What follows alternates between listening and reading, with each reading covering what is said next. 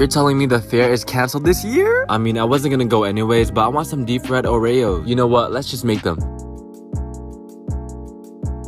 Okay, now in a big ass bowl, we're gonna combine flour, sugar, baking powder, and a little bit of salt. Mix that up, and now we're gonna add our wet ingredients, okay? A little bit of almond milk, 1 singular egg, and a touch of vegetable oil. And that is how you make pancake mix from scratch, okay? We're missing one key ingredient though, alright? And that's some Oreos. Once you have your cookie and pancake mix, it's time to go. Take your cookie and dunk it into the batter, and then throw it straight into the hot oil. Bloop. Also, these cook hella fast, about 2 minutes or until they're golden brown like this. And yeah, that's pretty much it. I mean, take them out, let them vibe on the side for a little bit, and repeat for how many cookies that you want to eat. I mean, look at all these Oreos. You literally have enough to eat until you pass out. Plate it, add some parsley, and that is pretty much it.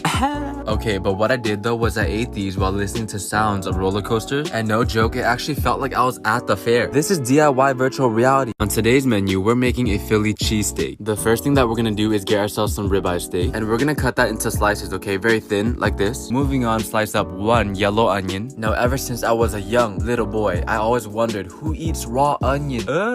You can literally caramelize it with salt, oil, and on low heat. For example, like this. Now, this process will take very long, up to 1 hour. We're gonna multitask and work on our bread, okay? Soften butter with a little bit of garlic, and just spread that all over a hoagie roll, or whichever roll of bread that you have. We're gonna toast it up on a pan. Ooh, okay, back to our onions. Once they're caramelized, take it out, and now it's time to work on our steak, which we're gonna cook on a very high heat. Look at all that seasoning.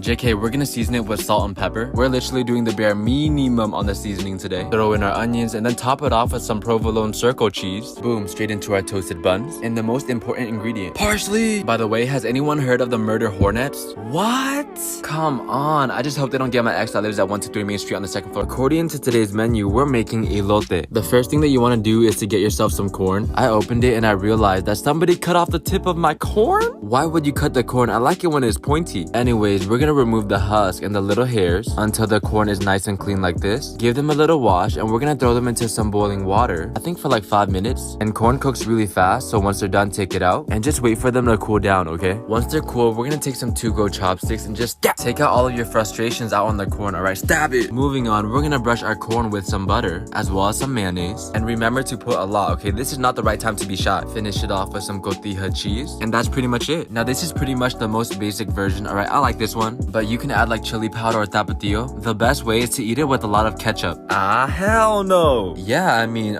maybe add some more cheese, some lime, cilantro. It really is up to you. All I know is tengo elote muy delicioso.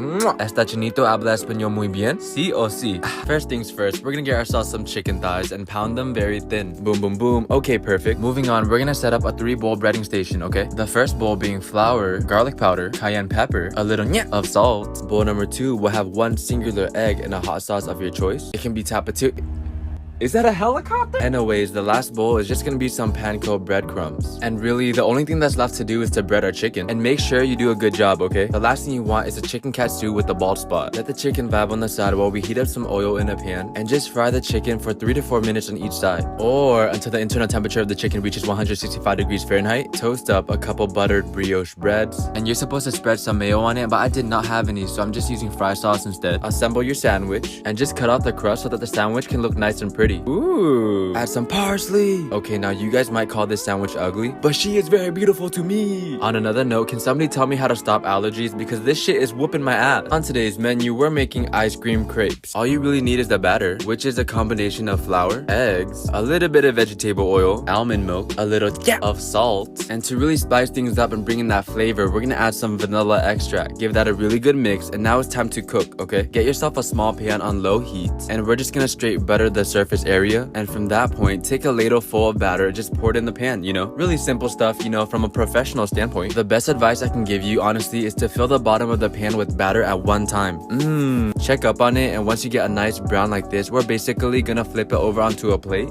Let's go! My first crepe! Now from this point, you can really just do whatever you want. I'm just gonna fill mine up with some Nutella, bananas, and that's how you make the ugliest crepe I've ever seen in my goddamn life, okay? Hideous. We're just gonna fix that by adding powdered sugar, strawberries, chocolate chocolate syrup, and vanilla ice cream. Let's go! This is hands down my favorite dessert in the entire world. Perfect for this weather, okay, because it is getting very hot. I don't even have an AC. On today's menu, we're making Swedish meatballs. In a big ass bowl, we're gonna combine breadcrumbs, cow milk, heavy whipping cream, 1 singular egg, a little bit of garlic, pepper, salt, and finally all-purpose seasoning, which I have never used before in my life. Anyways, give that a good mix and let it vibe out for about 10 minutes while we cut an onion. What we want is really small, fine pieces, okay? Toss them in there along with some parsley. And lastly, but not the leastly, we're gonna add ground beef and pork. My store only had 95% fat-free pork, which I would not recommend because it tastes like a Timberland boot. Anyways, mix everything together, and we're gonna take our meat mixture and roll it into the size of a golf ball. Moving on, get yourself a pan on high heat, throw in some olive oil and a little bit of butter, and we're just gonna basically brown our meatballs on all sides, okay? I mean, just look at that crust. Yes! Once you're ready to eat, throw it onto a plate, and you can eat it plain or you could serve it with some gravy, and then add some parsley. I had to make this because I miss going to IKEA, eating the meatballs, and buying furniture that would eventually break in a few months.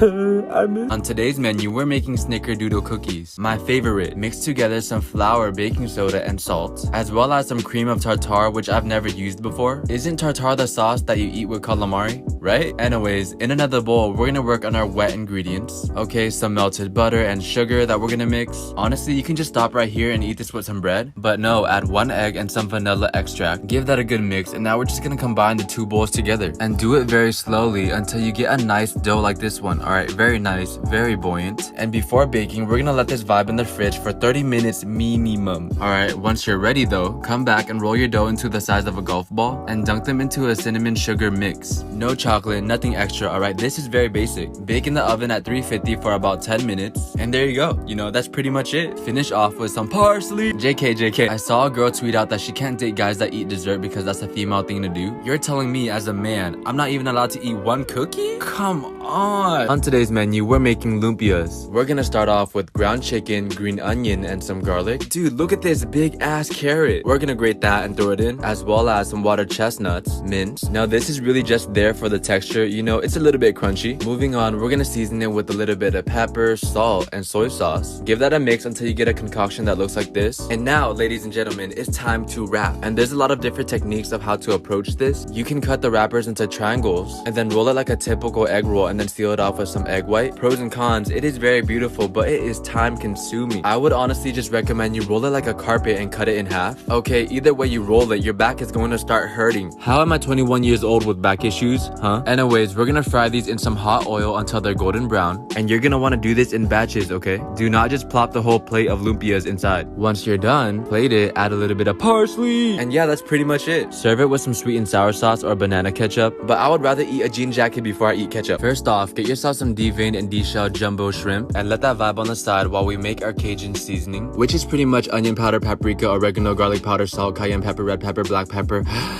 Or you can just buy Cajun seasoning at the store. Save yourself some time, you know? Anyways, we're gonna use half of the seasoning on our shrimp, and the other half we're gonna save for our rice, which we're gonna wash because there could be all different types of debris and insect poop in there.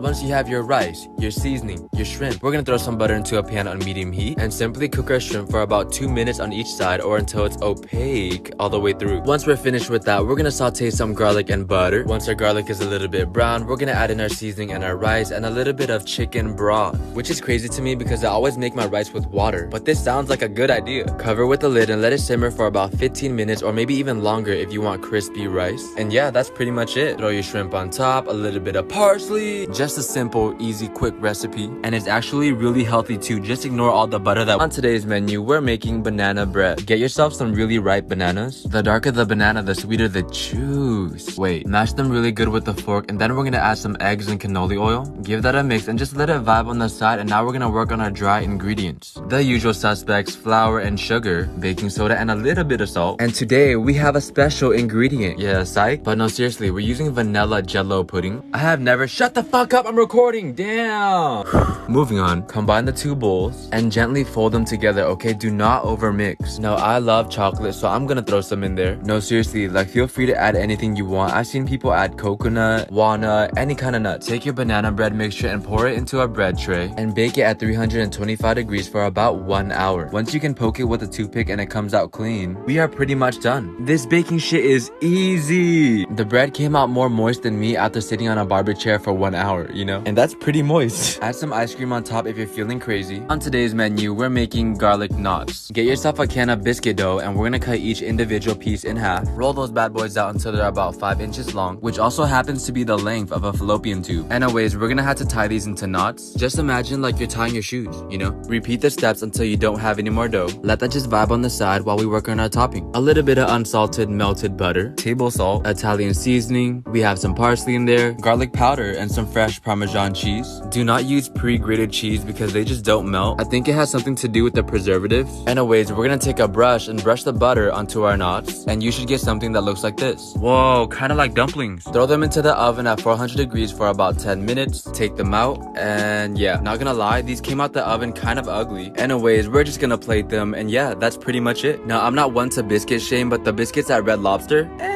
but these though, this one's just built different, man. Just truly spectacular. And these fit perfectly in your mouth. According to today's menu, we're gonna make some fried rice. This is a freestyle recipe just straight off my forehead. We're gonna start off by cutting some garlic and green onion, as well as some Chinese sausage. You can use any other meat as well, but if you even think about using hot dogs, get the fuck. Moving on, we're gonna need some peas, scrambled eggs, and day-old rice. Newton, can I use fresh rice? I mean, I suppose, but it's gonna end up making the dish gummy and not as good. Throw your rice into a pan with some oil and cook it until it's warm and sticky like this. Take it out and just let it vibe on the side. And now it's time to saute our vegetables, which is gonna be our garlic and peas. Boom, a little bit of salt and pepper, and then throw in your meat and your rice. Okay, cool. We're also gonna add soy sauce and just give it a mix until it's a nice mahogany color. And for the eggs, you don't wanna pour it on top of the rice, okay? That's a rookie mistake. You wanna cook it a little bit on the side first and then mix it in. A nub of butter and some green onion. And yeah, that's pretty much it. We're missing one thing and one thing only, alright? Parsley! Bro, I was watching Tory Lane's IG live earlier and I never wanted to be a gummy worm so bad.